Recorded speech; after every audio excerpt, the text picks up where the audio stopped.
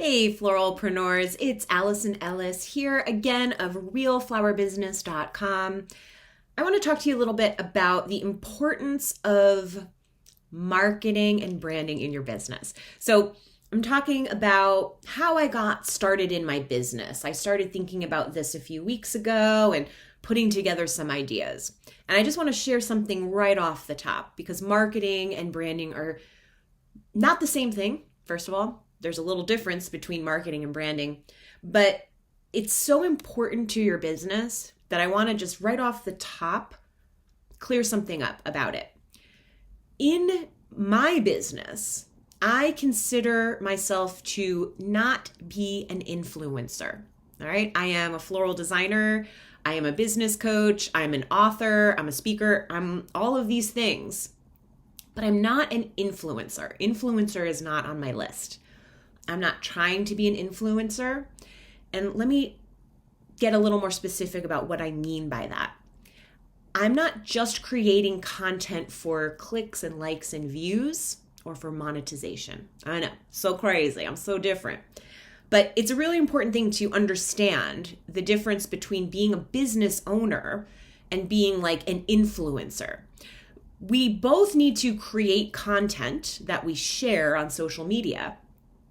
But I'm really lucky to be grounded enough in my real business to know that being an influencer has never been on my agenda. All right. Yes, I would love for you to think of me as an expert and that I have credibility, but that's different than showing up as an influencer and that influencer energy. So here's the difference, really. And you know it when you see it.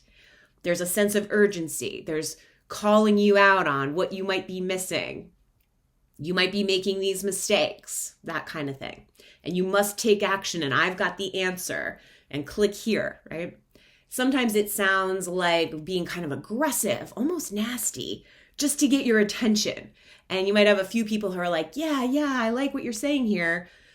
But what you can start to do is lose your credibility because you're so focused on that short-term gain of the likes, the views, the attention as an influencer, that you lose sight of being a business owner.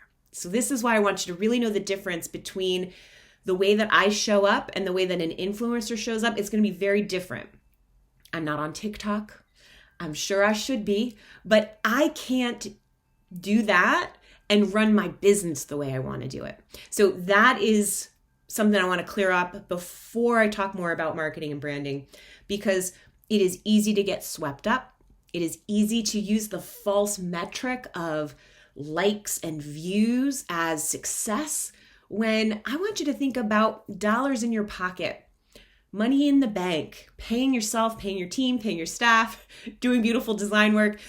That's where we want to be focused in our business, not on what can we shoot today that will get some likes, okay?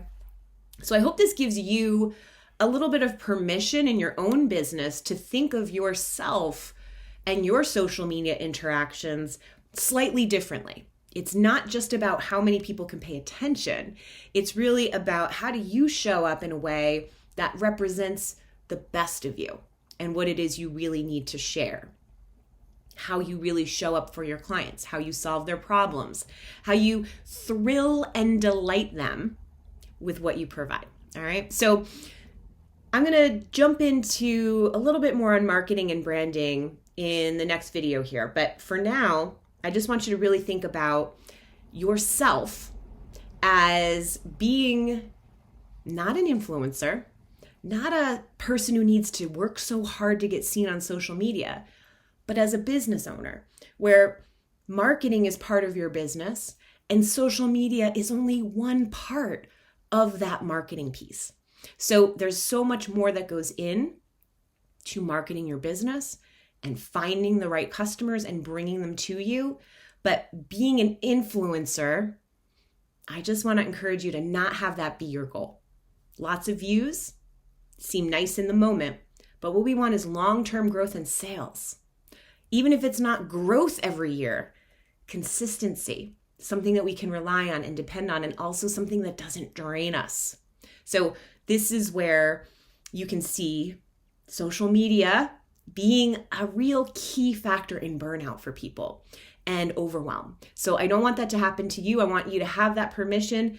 Yes, we need to show up. We need to create content, but you are not here to be a slave to the algorithm. We do not have to jump through every hoop and do every trend and do everything in order to seem like we're legitimate. All right. Let's talk more about that.